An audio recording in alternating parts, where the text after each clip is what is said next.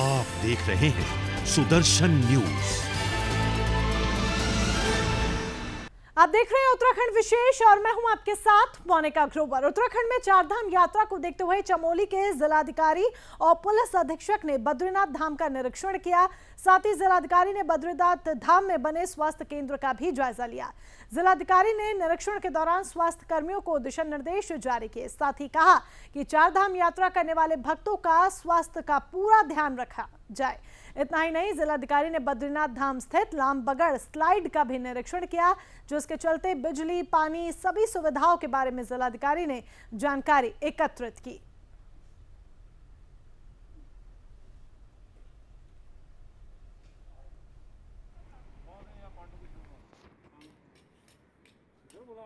इससे हमारी जो भी रोड्स हैं वहाँ पे रोड्स थोड़े से दिक्कत वाले रहते हैं, तो वहाँ पे सफिशेंट नंबर ऑफ मशीनरी और मैन पावर वहाँ पे तैनात किया गया है।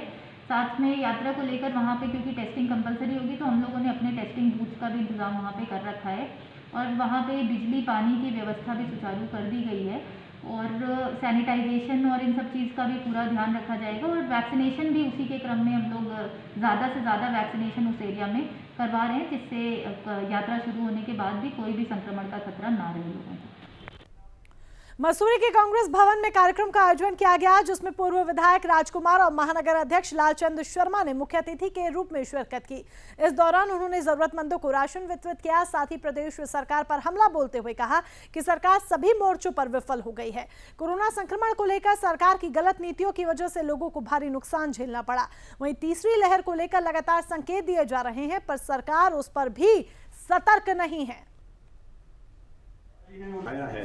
जगह जगह जाकर जितना भी कांग्रेस जनों से बन पा रहा है वो लोग पॉलिटिकल गेन के लिए तो कोई कार्यक्रम था ही नहीं। ये जो हमने एक कार्यक्रम किया था, जैसे कांग्रेस ने इस पूरे कोरोना काल में करा है, सेवा भाव का कार्यक्रम था, मानवता का कार्यक्रम था।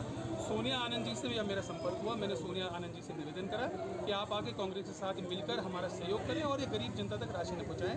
और आज ये गूंज की जो उनकी संस्था है, इसमें कांग्रेस की विकास की गूंज का विलय हुआ है और दोनों ने मिलकर आज जैसे हमने हमेशा करा, हमने कांग्रेस ने आम जनता की सेवा की। सरकार की विफलताओं का जहां पर जिक्र किया जाता है, तो शायद मैं समझता हूं एक नहीं अनगिनत और किसी दल से नहीं, किसी संस्था से नहीं, बल्कि आम जन ये कह रहा है कि ये सरकार हमको कहां कहां बर्बाद करेगी, क्योंकि बर्बादी के कगार पर लाकर खड़ा कर दिया। क्या सरकार का दायित्व तो नहीं बनता है?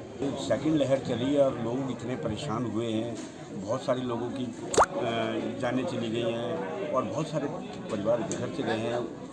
आर्थिक मंदी आ गई है, व्यापारी भाई परेशान है, श्रमिक परेशान है, मजदूर परेशान है और सामान्य वर्ग के लोग भी सारे लगभग इस टाइम कामकाज से दुखी हो रखे हैं। और हम लोग कांग्रेस जन कुछ संस्थाओं के माध्यम से, कुछ कांग्रेस कार्यकर्ताओं के माध्यम से हम लोग जिन लोगों को जो राशन पूरा देश कोरोना की दूसरी लहर से गुजर रहा है। ऐसे में कोरोना की तीसरी लहर और भी घातक होगी। आपको बता दें कि तीसरी लहर में डेल्टा प्लस नामक वायरस फेफड़ों को ज्यादा नुकसान पहुंचाएगा, जिसे देखते हुए रुड़की में तीसरी लहर से निपटने के लिए स्वास्थ्य विभाग ने अपनी पूरी तैयारी कर ली है।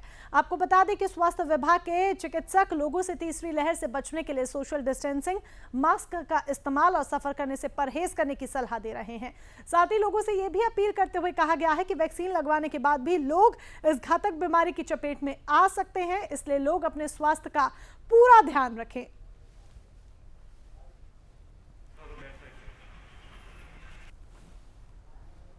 दो वर्षों से आप लोग भी जानते हैं क्या नाम है कि कोरोना का काल रहा है और ये वर्ष भी हमारा कोरोना का ही काल रहा है। इसमें क्या नाम है कैजुअलिटीज़ ज़्यादा हुई हैं, खासकर यंग लोगों की।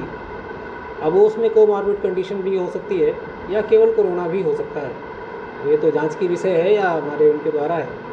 रही बात क्या नाम है इनको जो नाम देना, तो कोरोना में म्यूटेशन होता रहता है। ये वायरस है जिसमें वो म्यूटेट करता रहता है। मसूरी में शनिवार और रविवार को कोरोना कर्फ्यू लगाए जाने से स्थानीय लोगों में नाराजगी देखने को मिल रही है। दरअसल वीकेंड में पर्यटकों की भारी आमद देखी जाती है, लेकिन महामारी के चलते प्रदेश सरकार को मजबूरन लोगों की भलाई की वजह से उनकी भलाई को देखते हुए कोरोना कर्फ्यू लगाना पड़ रहा है। वहीं दूसरी तरफ सरकार के बाजार बंद करने के फैसले से स्थानीय लोग बेहद नाराज हैं। उनका कहना है कि सरकार को हफ्ते के पूरे दिन बाजार को नियमित समय के लिए खोल देना चाहिए, यानी कि वीकेंड कर्फ्यू अब नहीं लगाना चाहिए, ये लोगों की मांग है।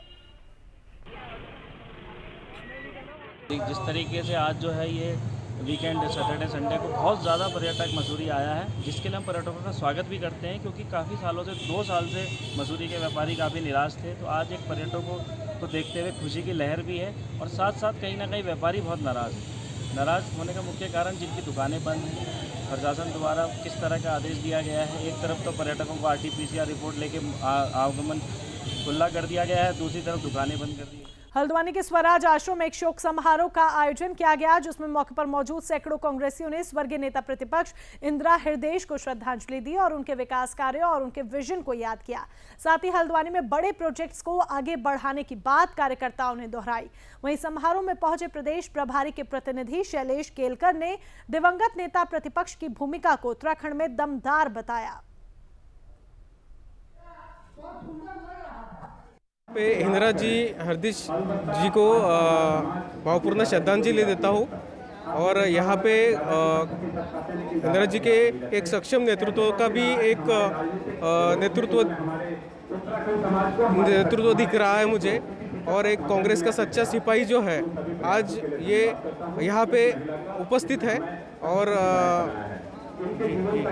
ये सब जो चीज़ें हो रही है आज ये कांग्रेस के लिए बहुत अच्छी चीज़ है। बहुत ही सही तरीके से कार्यक्रम रखा गया है। वो एक कर्मयोगी थी और काम करने की जो उनकी तरीके थे और जिस कर्मठता से उन्होंने जुझारूपन से एक निष्ठा के साथ जनता के कार्य करे, तो आज मुझे बहुत अच्छा लगा कि वो अगर होती तो खुश होती कि मेरी श्रद्धांजलि सभा, साथ ही साथ कांग्रेस को मजबूत कैसे करा जाए, जो AICC कोऑर्डिनेटर बने हैं उनकी जो साथ जो वार्ता होनी है वो दोनों चीज़ें साथ हुई। तो यही सच्ची श्रद्धांजलि है कर्मयोगी के लिए। भारतीय किसान यूनियन से जुड़े किसान हरिद्वार से देहरादून की तरफ जा रहे थे कि पुलिस ने उन्हें हरिद्वार में ही रोक लिया। आपको बता दें ये सब कुछ हुआ है चूंकि राकेश टिकैत एक बार फिर से दम भरते हुए नजर आ रहे हैं। साथ ही ये भी बता दें कि दिल्ली में किसान आंदोलन के 7 महीने पूरे होने पर किसानों ने देहरादून में गवर्नर हाउस का घेराव करने का भी कार्यक्रम बनाया था, जिसे हरिद्वार पुलिस ने कामयाब नहीं होने दिया, जिसके बाद नाराज किसानों ने बीच हाईवे पर ही धरना शुरू कर दिया। बाद में प्रशासन के अनुरोध पर किसानों ने धरना समाप्त किया। किसानों ने अपनी मांगों को लेकर ADM BK मिश्रा को राज्यपाल के नाम ज्ञापन सौंपा है।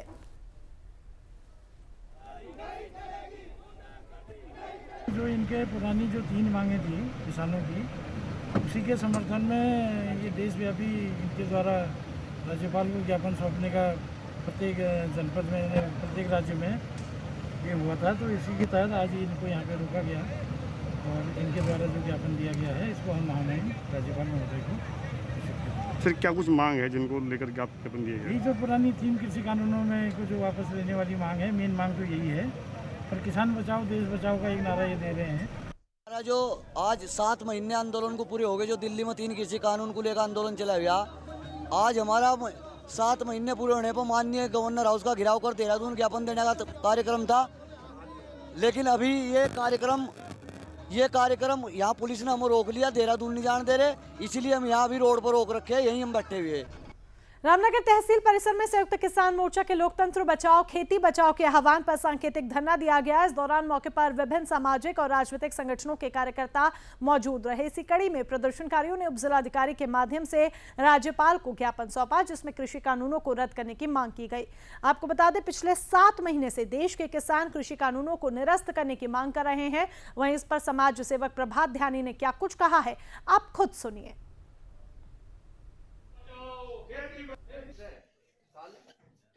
जो किसान वहाँ पर बैठे हुए हैं 6-7 महीने हो गए उनको, ये तीनों कृषि कानून वापस लें, MSP का कानून बनाया जाए। और आज 25-26 जून को तत्कालीन जब इंदिरा गांधी की सरकार थी, उन्होंने तमाम लोकतंत्र को हत्या करके इमरजेंसी लगा दी गई थी, जिसका पूरे देश के लोगों ने विरोध किया था, सारे जितने भी लोकतंत्र पसंद लोग हैं। और आज हम जब देख रहे हैं कि मोदी की जो सरकार है 2014 से, उन्होंने अघोषित पूरी इमरजेंसी लगा दी गई।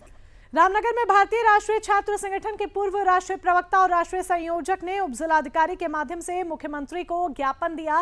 भारतीय राष्ट्रीय छात्र संगठन ने सीएम से मांग करते हुए कहा कि जब मुख्यमंत्री रामनगर विधानसभा में चिंतन शिविर में हिस्सा लेने पहुंचे तो सरकारी कार्यालय में हुए भ्रष्टाचार के मामले में सबूत मुख्यमंत्री को उपलब्ध कराए जाएं। साथ ही राष्ट्रीय प्रवक्ता ने कहा कि जहां एक तरफ बीजेपी सरकार भ्रष्टाचार मुक्त विजन पर काम करने का दावा करती है, तो वहीं दूसरी तरफ उत्तराखंड के कई सरकारी विभागों में भ्रष्टाचार चरम सीमा पर है। ऐसे में सरकारी विभागों में जांच होनी चाहिए। 27, 28 और 29 में माननीय उत्तराखंड जो मुख्यमंत्री महोदय हैं, उनका रामनगर आगमन है। तो जिसमें उनका रामनगर आगमन में हमने उनसे कुछ समय लेने के लिए दरखास्त करी है। उसमें हमारा मुख्य उद्देश्य यह है कि जिस प्रकार पिछले 2017 से 2022 के दौरान उत्तराखंड में विभिन्न सरकारी कार्यालयों में जिस प्रकार भ्रष्टाचार अपने चरम सीमा पर है, उसको लेकर हमारे पास कुछ पुख्ता सबूत हैं। नैनीताल में शराब और नशे के खिलाफ लंबे समय से पुलिस को शिकायतें मिल रही थी, जिसके आधार पर पुलिस अधीक्षक प्रीति प्रदर्शनी के निर्देशानुसार एक अभियान चलाया गया, जिसके तहत रामनगर के सीओ बलजीत सिंह भाकुनी और कोतवाल अबुल कलाम के नेतृत्व में अवैध शराब, अफीम, गांजा की तस्करी करने वालों की धरपकड़ की गई। इस दौरान पुलिस ने कच्ची शराब के दर्जनों पाउच समेत कई तस्करों को गिरफ्तार किया है। वहीं थाना प्रभारी अबुल कलाम ने अधिक जानकारी देते हुए बताया कि पुलिस की ओर से एक टीम का गठन किया गया, जिसमें पुलिस को बड़ी सफलता मिली है। फिलहाल मामला दर्ज कर आगामी कार्रवाई की जा रही है।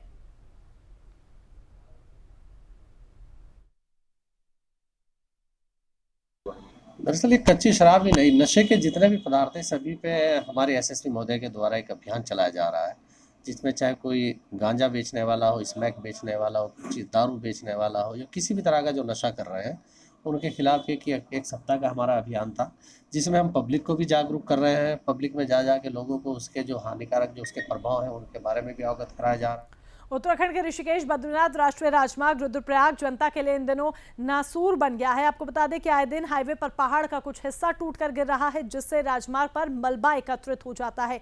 इसी कारण यहां पर घंटों जाम लगा रहता है। यातायात प्रभावित होने से राहगीरों को भी काफी ज्यादा परेशानियों का सामना करना पड़ा है। इसके अलावा डीएम मनोज गोयल का कहना है कि बद्रीनाथ हाईवे पर डेंजर जोन वाले स्थानों का ट्रीटमेंट किया जा रहा है। यहाँ पर आए दिन राजमार्ग बाधित हो रहे हैं। ऐसे में जिलाधिकारी ने जल्द से जल्द राजमार्ग को खोलने का आश्वासन दिया है। साथ ही हाईवे पर ध्वस्त हुई जगहों की जांच के लिए विभाग को दिशा निर्देश दिए हैं। आगे बढ़ेंगे। कोरोना काल के दौरान सरकार की तरफ से मरीजों के इलाज के लिए निर्धारित मूल्य तय किया गया था, लेकिन निजी अस्पताल अपनी हरकतों से बाज नहीं आ रहे। दरअसल हम बात कर रहे हैं काशीपुर के एक निजी हॉस्पिटल की, जहां पर मरीजों से निर्धारित मूल्य से अधिक मूल्य की वसूली की जा रही है, जिसकी शिकायत मरीज के परिजनों ने पुलिस को दी और पुलिस ने हॉस्पिटल के खिलाफ मामला दर्ज भी कर लिया, जिसके आधार पर पुलिस फिलहाल मामले की जांच पड़ताल कर रही है। कोरोना काल में काशीपुर क्षेत्र में और अन्य जगहों पे भी हॉस्पिटल द्वारा ज़्यादा पैसे लेने की शिकायतें हमेशा आई है, और जब भी कोई शिकायतें आई है पुलिस ने उसमें कार्रवाई की है।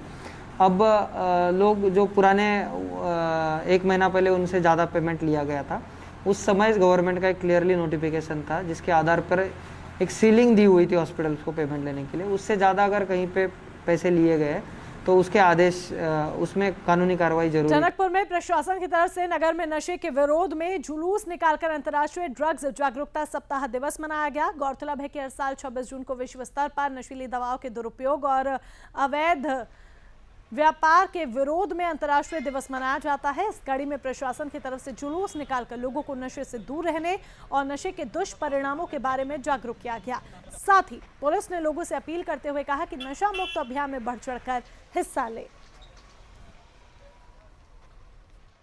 ये उत्तराखंड पुलिस द्वारा इस सप्ताह ड्रग जागरूकता सप्ताह मनाया जा रहा है, और हम इसमें जितने भी हमारे सभी थानों के रहने वाले युवा हैं या आम जनमान के लोग हैं, उन सभी को नशे के प्रति दूर रहने के लिए और उससे होने वाले दुष्परिणामों के बारे में हम जागरूक कर रहे हैं और नशा छोड़ करके अच्छे सकारात्मक कार्यों की ओर उनको प्रेरित कर रहे हैं। ये अभी तीसरा दिन है और आगे ये सप्ताह पे अंततः भी जहां टनकपुर में लोगों को नशे से दूर रहने की सलाह दी गई, तो दूसरी तरफ पोखरी में भी अंतर्राष्ट्रीय नशा निरोधक दिवस के अवसर पर पुलिस की ओर से जन जागरूकता रैली निकाली गई, जिसकी शुरुआत 22 जून से हो गई है और 28 जून तक ये जारी रहेगी। इस दौरान थानाध्यक्ष मनोहर सिंह भंडारी ने सरकारी गाड़ी के लाउड स्पीकर से अनाउंस कर आम जनता को ड्रग्स के सेवन से होने वाले दुष्प्रभाव के बारे में जानकारी दी। साथ ही मोबाइल ऐप लक्ष्य नशा मुक्त उत्तराखंड के बारे में भी लोगों को जानकारी दी। ये भी आपको बता दें कि इस ऐप के माध्यम से सभी प्रकार के नशों से होने वाले नुकसान के बारे में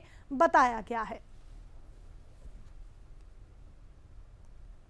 जून 2021 से 28 जून 2021 तक ये नशा मुक्ति के संबंध में चलाए जा रहे ड्रग्स जागरूकता सप्ताह के अंतर्गत लगातार थाना पोखरी पुलिस द्वारा अलग अलग माध्यमों से लोगों को नशे के विरुद्ध जागरूक किया जा रहा है। इसी क्रम में आज थाने के समस्त स्टाफ को साथ लेकर और थाना पोखरी पर ड्यूटी पर नियुक्त होमगार्ड्स को साथ लेकर पोखरी बाजार में लोगों को जागरूक करने के लिए एक रैली का आयोजन किया गया। उत्तराखंड में मूसलाधार बारिश से जगह जगह नुकसान देखने को मिल रहा है। साथ ही कई जगह बिजली की तारें भी टूट गई हैं, जिसका खामियाजा स्थानीय लोगों को भुगतना पड़ रहा है। बात करें पौड़ी के चौपटा खाल क्षेत्र के पोखरा ब्लॉक की, जहां पर बिजली विभाग की लापरवाही देखने को मिली। दरअसल बिजली के टूटे तार की चपेट में आने से एक व्यक्ति की मौके पर ही मौत हो गई, जिसकी सूचना ग्रामीणों ने पुलिस प्रशासन को दी। दूसरी तरफ तार में करंट बंद करवाने के लिए विभाग को भी अवगत कराया गया, लेकिन विभाग के अधिकारी आंखें मूंदे बैठे हैं, जिसके चलते लोगों ने व्यक्ति की मौत का सारा ठीकरा बिजली विभाग पर फोड़ा। फिलहाल शव को पोस्टमार्टम के लिए भेज दिया गया है और आगामी जांच पड़ताल भी की जा रही है। आज तहसील सतपुली के विकासखंड पोखड़ा के ग्राम पोखंड निवासी हरीश कुमार पुत्र श्री रेवलीदास उम्र लगभग 55 वर्ष के ग्राम जंजड़ी के समीप 11 केवी की लाइन की चपेट में आने के कारण मृत्यु हो गई है। यह घटना आज सुबह लगभग 7 बजे की है। उनकी बॉडी को हमने पोस्टमार्टम हेतु कोटद्वार भेज दिया।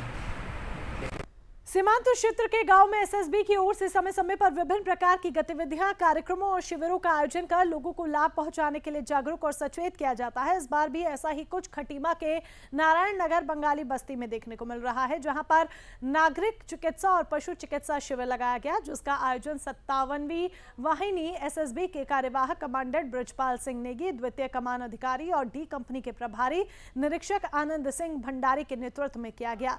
इस दौरान 116 लोगों में 30 पशुओं के इलाज के लिए निःशुल्क दवा दी गई।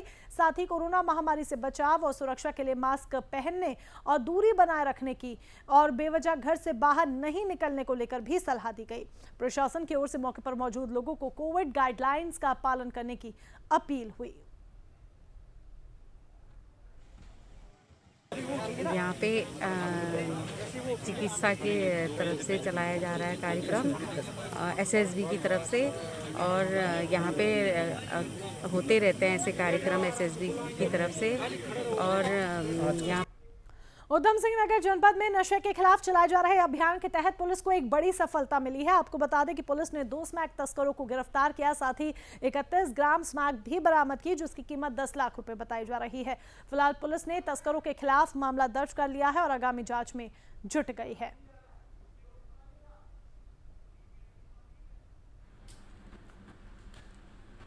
अगली खबर ऋषिकेश से है। मुनि की रेती थाना अंतर्गत एसओजी की टीम को एक बड़ी सफलता मिली है। आपको बता दें टीम ने ढालवाला से 23 पेटी शराब समेत एक तस्कर को गिरफ्तार किया। ये गिरफ्तारी लगातार नशे के खिलाफ चलाए जा रहे अभियान के तहत तलाशी लेने के दौरान की गई, जिसके बाद पुलिस ने तस्करी में इस्तेमाल होने वाले वाहन को कब्जे में लेकर सभी पेटियों को सीज कर दिया है।